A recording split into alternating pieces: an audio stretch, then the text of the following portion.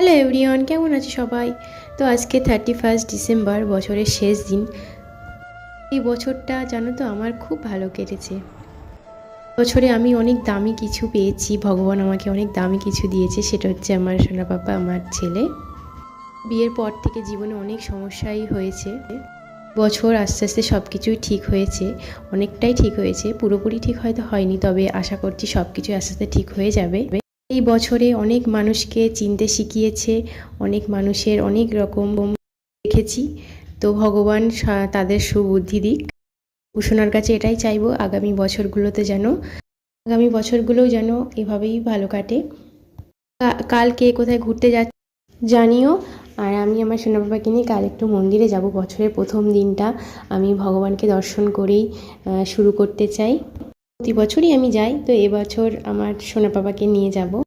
তোমাদের এই বছরটা কেমন কাটলো অবশ্যই কিন্তু কমেন্ট করে জানিও। তো ভালো থেকে সুস্থ করে টাটা।